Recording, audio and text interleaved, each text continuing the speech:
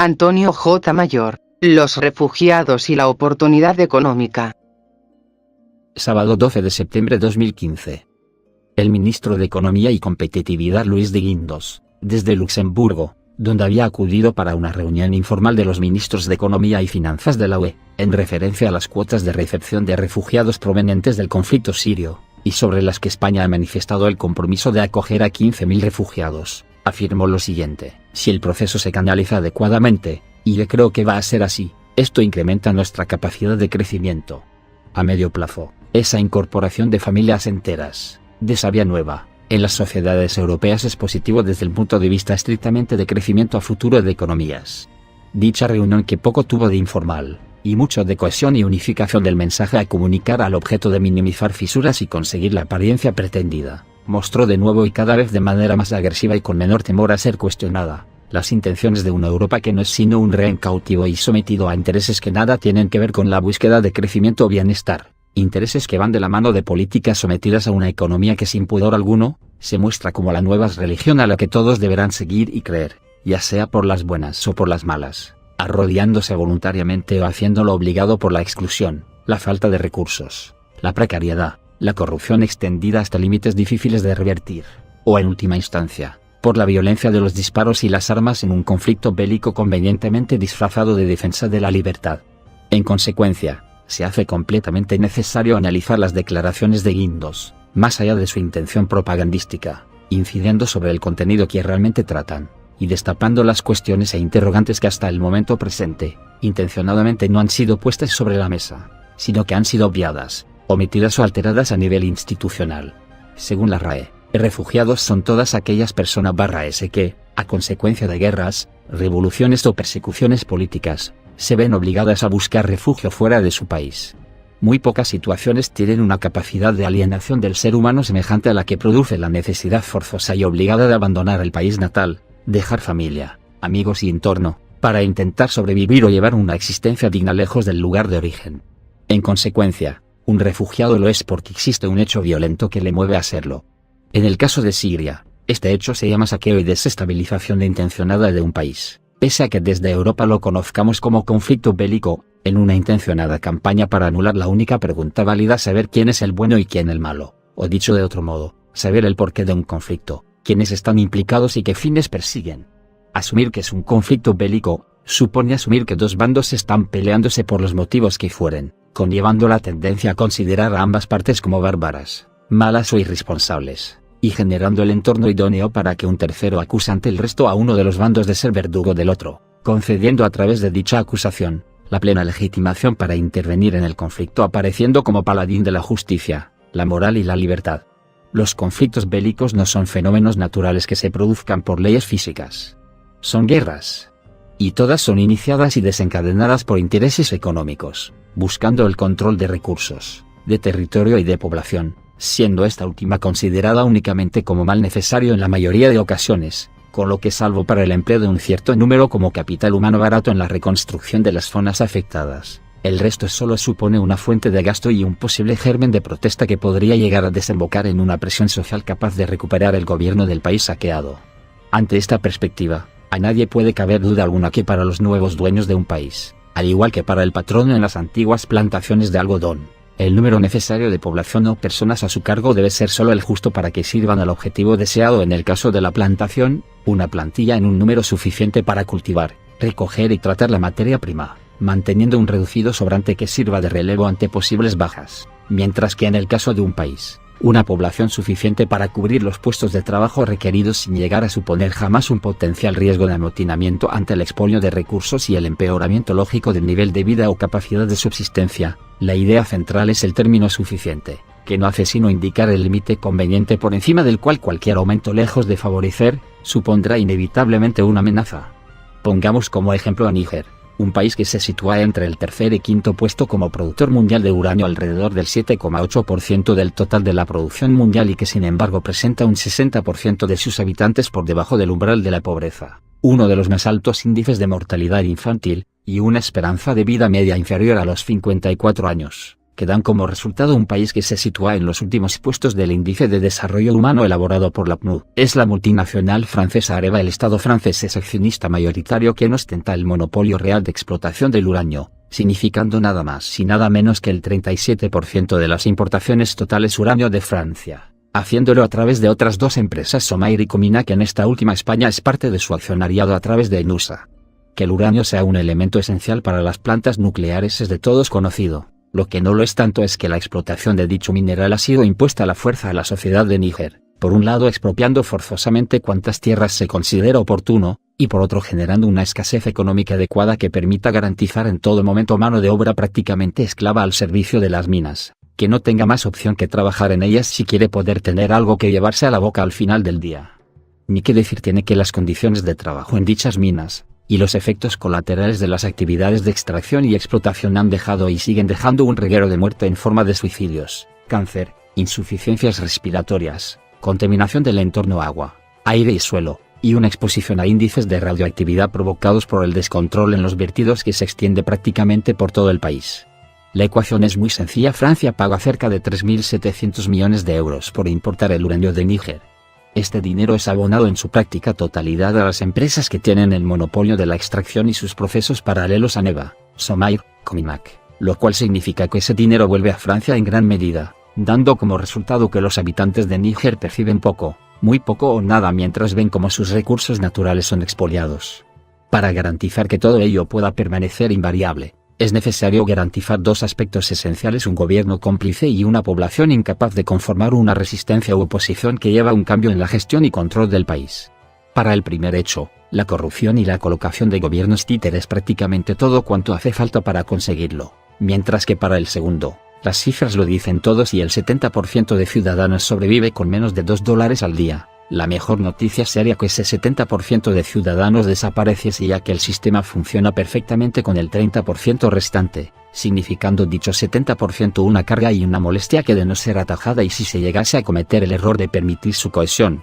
podría en un futuro suponer un potencial peligro para el actual sistema dominante, un sistema que ofrece un elevado standing de vida a 3 de cada 10 habitantes, mientras que condena a la miseria y exclusión a los 7 sobrantes. Volvamos a incidir sobre esta realidad. Si Níger, con 19.11 millones de habitantes, siendo la nación del continente africano donde desde junio de 2014 numerosos medios internacionales le otorgan el estatus de primera economía de África, y si dicho estatus lo ha alcanzado con solo un 30% de población laboralmente productiva, la evidencia es obvia: el 70% de población restante, 13.37 millones de personas, solo son un lastre y una pesada carga que únicamente puede significar a futuro un foco de rebelión y protesta. Aligerar dicha carga estimulando movimientos migratorios que les lleven fuera del país, supone una bendición para el sistema económico de Níger, traspasando su problema a otros estados, cuanto más lejanos mejor, ya que ello permitirá conservar la corrupción, el expolio y el crimen contra la población, que lleva a que ese 30% de población viva opulentamente a costa del resto.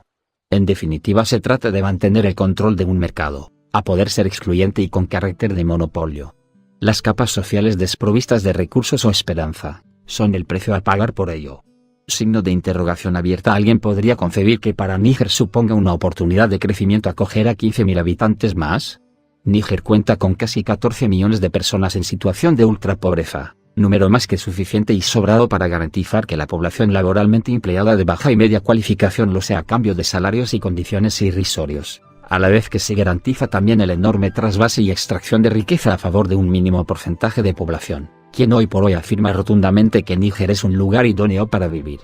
La verdadera oportunidad de crecimiento para Níger pasa por evitar cualquier análisis internacional, difundir el silencio y la ignorancia sobre su realidad, mantener la estructura de corruptos y corruptores, y pasa también por ir aligerando población que les permita ausencia de oposición, problemas y gastos, siempre y cuando se conserven unos mínimos sobrantes que le aseguren la lucha de la sociedad por un puesto de trabajo, pidiendo cada vez menores salarios o contraprestaciones, ante el miedo de quedar expuesto a la pobreza y exclusión en caso de no conseguirlo. La verdadera oportunidad de crecimiento para la viciada estructura de Níger sería lograr que el resto del mundo se hiciese cargo de 14 millones de sus habitantes que viven en la extrema pobreza y para los que el país no tiene capacidad de absorción ni de empleabilidad, a las malas, mientras que dichos 14 millones de personas no hagan ruido y se muestren resignados a su suerte dentro de las fronteras del país, Solo sería una cuestión de tiempo que las condiciones acabasen por mermar drásticamente su número, mientras que si comienzan a ser molestos y ponen en peligro el bienestar del resto, o se les cae a la fuerza o se les invita a abandonar el país y dejarles a su suerte.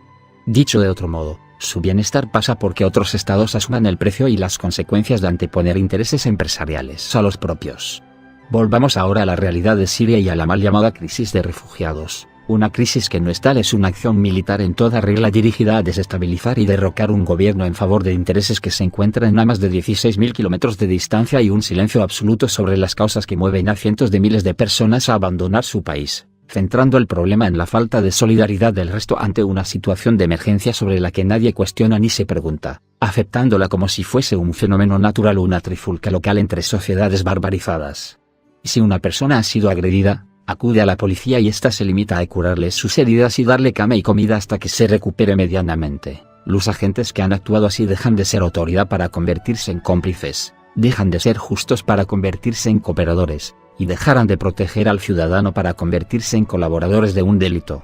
Y es que si se piensa detalladamente, lo único que en realidad harían es permitir que el agresor pueda actuar contra la misma víctima tantas veces como desea, ya que por muchas lesiones que le cause, siempre se la devolverán lista para volver a ser agredida. La actuación de la policía es, en un segundo plano, necesario, socorrer en la medida de sus posibilidades hasta que lleguen los servicios o cuerpos realmente especializados en ello, pero por encima de todo, y guardando la normal lógica, la función que les dota de significado es evitar, perseguir, capturar y eliminar cualquier delito real o potencial que atente contra la seguridad o integridad del ciudadano.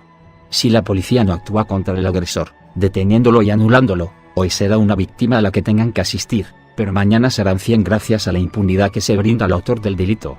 La situación europea, especialmente dentro de la nefasta concepción de la UE, es terminalmente crítica, sin posibilidad alguna de retorno o reversión de su estado, pese a que a alguno pueda no gustarle o creer que es una reducción excesivamente catastrofista. Es la crónica de una muerte anunciada, donde no existe ni lo habrá posibilidad alguna de crecimiento o desarrollo si se perpetúa el actual entorno económico que no hace sino favorecer una especie de colonización 4.0, que sin perder los modos ni la sonrisa, expolia y se apropia de recursos y estados enteros, logrando transmitir la culpa a todas y cada una de sus víctimas, y dejando tras de sí un rastro de pobreza, exclusión y miseria, obligadas por una deuda que hábilmente ha ocupado el lugar de las pistolas y cañones, pero que sí cobra muchas más vidas que estos. Y ante esta realidad, se invita a la acogida de refugiados, poniendo como cebo que significarán una oportunidad de crecimiento para todos los países que la lleven a cabo. Acoger a quien no puede seguir viviendo por sus propios medios, no necesita de invitación alguna, es una obligación humana más allá de cualquier bandera,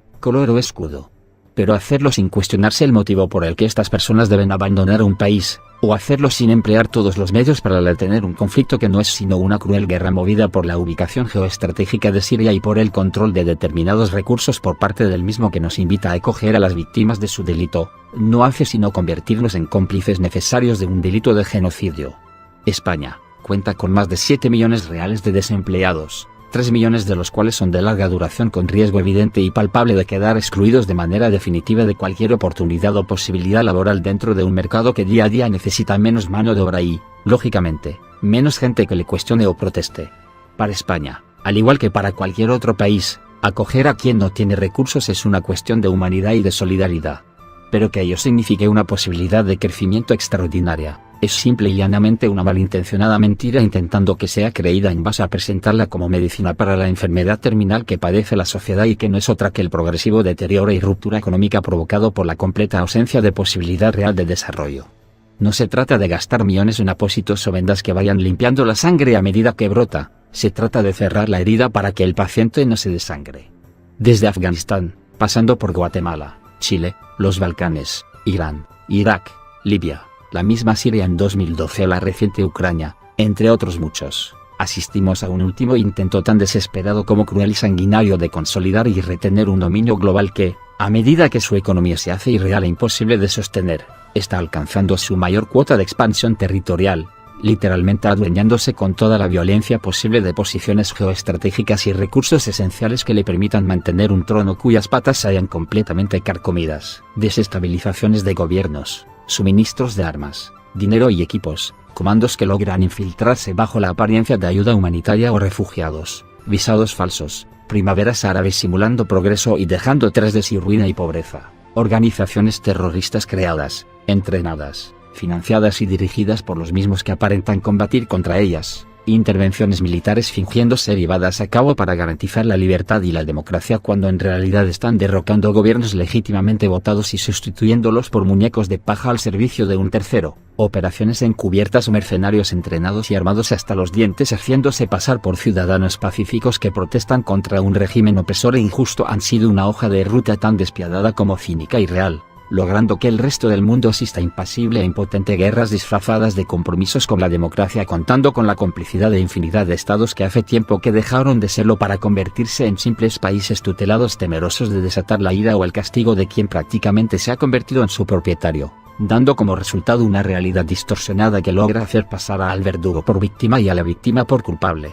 Acoger es una cuestión de dignidad y solidaridad, pero bajo ningún concepto es la solución a nada más que facilitar y pagar las terribles consecuencias que impunemente un tercero comete, liberándole de toda responsabilidad o carga y permitiéndole toda la comodidad para que cometa tantas tropelías y saqueos como estime oportuno.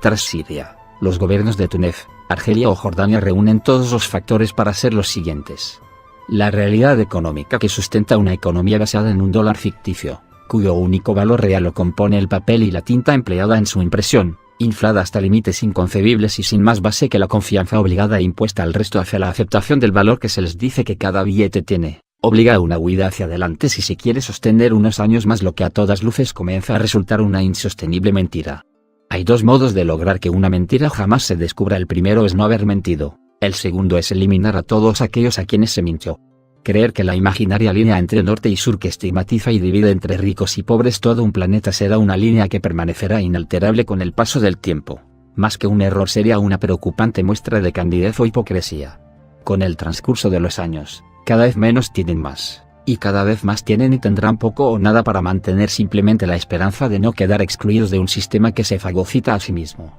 Volver la vista a otro lado mientras se arrasan países enteros con guerras disfrazadas de intervención humanitaria, y acallar la conciencia acogiendo a quienes huyen desplazados, sin señalar, responsabilizar y poner fin al causante de esta verdadera masacre social, solo limpia temporalmente un poco de sangre vertida mientras se hace más profunda la herida, y solo consigue acelerar el proceso mientras se engorda y alimenta al verdugo creyendo que algún día se sentirá saciado y nos aceptará como iguales en lugar de víctimas. Eso jamás ocurrirá. Las fisuras de una economía ficticia y una posición de liderazgo incontestable que pierde fuerza cada día que pasa, obligan y necesitan de savia nueva con la que poderse alimentar en un dramático intento de devorar para intentar mantener el control y las servidumbres. Creernos la mentira de que solo el más apto sobrevive, nos lleva a competir entre nosotros, contra todo y contra todos, de manera cada vez más individual y olvidando que no existe una sola variable en la que el ser humano tenga más posibilidades de supervivencia actuando solo que haciéndolo como grupo.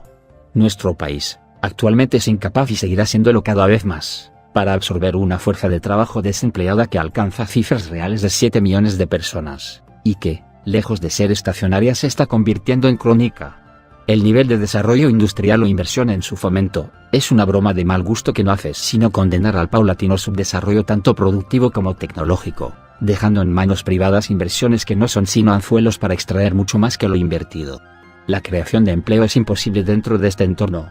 La proliferación de contratos sin prácticas, becarios, jornadas abusivas declarando media jornada a lo sumo, empleo precario, sueldos en descenso, ERES encubiertos, despidos masivos, dinero público destinado a fines privados, corrupción a raudales, destrucción intencionada de sistemas y sectores públicos en aras a una eficacia en la gestión privada, tratados de libre comercio y política de un país al servicio de terceros. No es ni será una crisis cíclica ni pasajera, aunque la televisión te haga sentir diferente o el ministro de turno te intente convencer de que su corrupción no es tal sino que es vocación y esfuerzo por servir a la sociedad. Es el modo en el que se libran las guerras en Europa. Es el modo en el que se actúa como si está actuando contra Siria, solo que aquí se cambia el mercenario entrenado por el economista a sueldo y el terrorista armado por el político de traje y corbata. Antonio J. Mayor, Los refugiados y la oportunidad económica. Publicado el 14 de septiembre de 2015, en la web de El Vórtice Radio.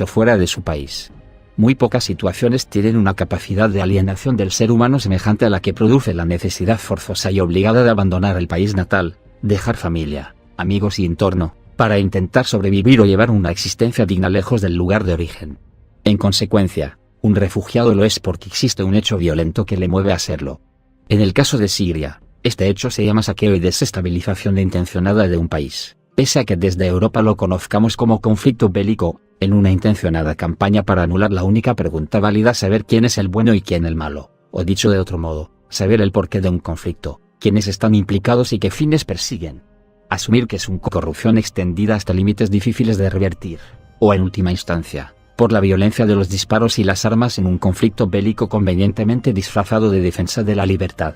En consecuencia, se hace completamente necesario analizar las declaraciones de Guindos, más allá de su intención propagandística, incidiendo sobre el contenido que realmente tratan, y destapando las cuestiones e interrogantes que hasta el momento presente, intencionadamente no han sido puestas sobre la mesa, sino que han sido obviadas, omitidas o alteradas a nivel institucional. Según la RAE, refugiados son todas aquellas personas /s que, a consecuencia de guerras, revoluciones o persecuciones políticas, se ven obligadas a buscar refugio. Antonio J. Mayor, los refugiados y la oportunidad económica. Sábado 12 de septiembre de 2015.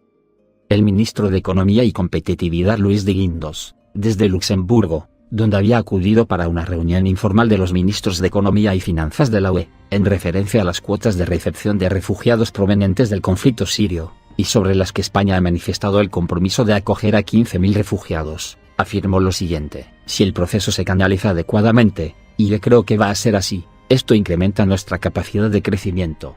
A medio plazo, esa incorporación de familias enteras, de savia nueva, en las sociedades europeas es conflicto bélico, supone asumir que dos bandos están peleándose por los motivos que fueren, conllevando la tendencia a considerar a ambas partes como bárbaras, malas o irresponsables, y generando el entorno idóneo para que un tercero acuse ante el resto a uno de los bandos de ser verdugo del otro, concediendo a través de dicha acusación, la plena legitimación para intervenir en el conflicto, apareciendo como paladín de la justicia, la moral y la libertad. Los conflictos bélicos no son fenómenos naturales que se produzcan por leyes físicas. Son guerras. Y todas son iniciadas y desencadenadas por intereses económicos, buscando el control de recursos, de territorio y de población, siendo esta última considerada únicamente como mal positivo desde el punto de vista estrictamente de crecimiento a futuro de economías. Dicha reunión, que poco tuvo de informal, y mucho de cohesión y unificación del mensaje a comunicar al objeto de minimizar fisuras y conseguir la apariencia pretendida, mostró de nuevo y cada vez de manera más agresiva y con menor temor a ser cuestionada,